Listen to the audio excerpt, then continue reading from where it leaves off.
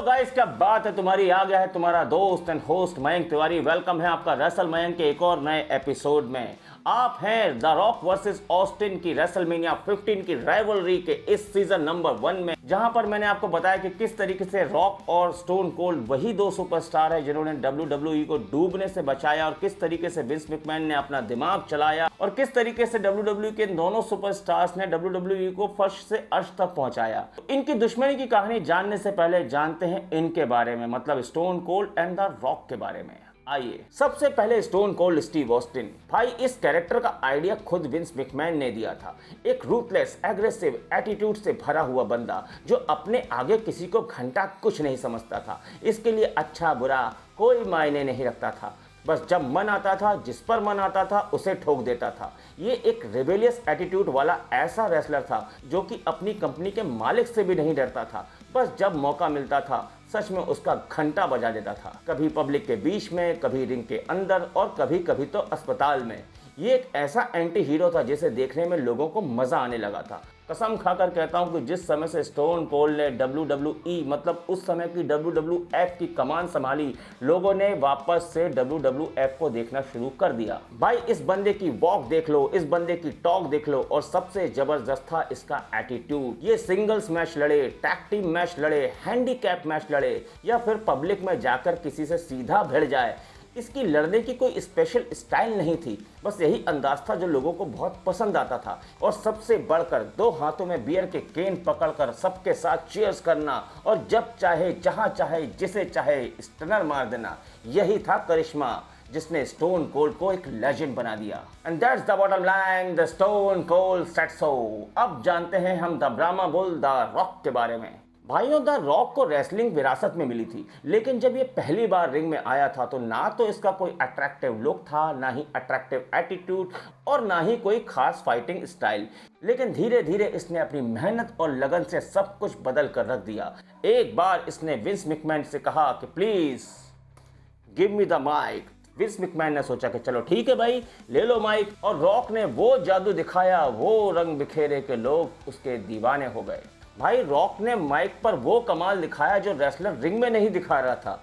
उसके catch phrases, if you smell what the Rock is cooking, finally the Rock has come back, know your role and shut your mouth, और मेरा सबसे favourite, it doesn't matter what is my favourite. भाई, ऐसी ऐसी lines बोलता था ये बंदा कि पब्लिक पागल हो जाती थी। और कुछ लाइंस तो ऐसी थी जो मैं यहाँ यूट्यूब की गाइडलाइन के अनुसार बोल नहीं सकता, प्लीज जाकर देखिएगा। कुछ समय तक तो ये नेशन ऑफ डोमिनेशन के ग्रुप में रहा, जहां धीरे धीरे इसका कैरेक्टर हील मतलब नेगेटिव बनने लगा। फिर इसका स्टाइल और पर्सनैलिटी भी इंप्रेसिव होने लगी।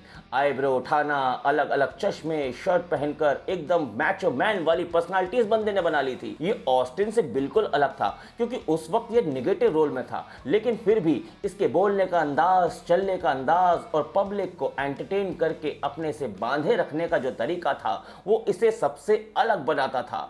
रेसलिंग के इतिहास में आज तक इससे दमदार प्रोमो शायद किसी ने नहीं दिए होंगे।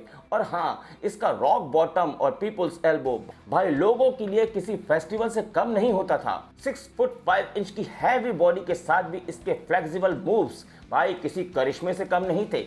अब विंस मैकमैन के हिसाब से ये वो इकलौता शख्स था, मतलब द रॉक, जो उसके सबसे बड़े दुश्मन मतलब the stone cold Steve Austin को सही टक्कर दे सकता था, वो भी सही मायनों में। अब कहानी शुरू होती है चैंपियनशिप की दौड़ की, चैंपियनशिप की दावेदारी की।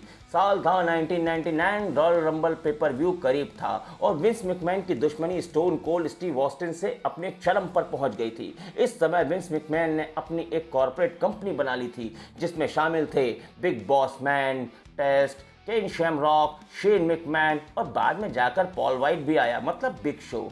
वो आगे पता चलेगा आपको। पर इन सब का चैंपियन था द रॉक, जिसे उस वक्त का कॉर्पोरेट चैंपियन कहा जाता था। रॉयल नंबर 1999 में स्टोन कोल्ड भी पार्टिसिपेट करने वाला था, लेकिन विंस मैकमैन बिल्कुल नहीं चाहता था कि उसका दुश्मन स्टोन कोल्ड किसी तरह से भी रॉयल रंबल को जीते, और अगर जीत गया तो चैंपियन बने। स्टोन कोल्ड को रोकने के लिए विंस मैकमैन ने साम दाम दंड भेद सब कुछ लगा दिए, तरकश में जितने तीर थे सब कुछ चला दिए। लेकिन क्या विंस मैकमैन अपने दुश्मन स्टोन कोल्ड को चैंपियन बनने से रोक पाया, या उसी का पाला गया चेला मिला उसका corporate champion the rock stone cold को उसके घुटने पर ला पाया, या फिर स्टोन कोल्ड सबसे बगावत करके अपने बॉस की फिर से बजा पाया? अगर ये सब कुछ जानना है तो बने रहिए इस रोलर कोस्टर राइड में। अभी तो फिलहाल दूसरा एपिसोड है, आगे बहुत कुछ होने वाला है भाई साहब। आगे जो होगा वो आपने सोचा नहीं होगा, तो प्लीज जाइए नेक्स्ट एपिसोड में चेक इन कीजिए जहां से ये स्टोरी लाइन शुरू होने वाली है। तो please go and check in the next video. तब तक के लिए इस वीडियो को लाइक कीजिए, शेयर कीजिए, अपने कमेंट्स कीजिए और हाँ, चैनल को सब्सक्राइब करना मत भूलिएगा। जाइए नेक्स्ट वीडियो में चेक इन कीजिए। जय हिंद।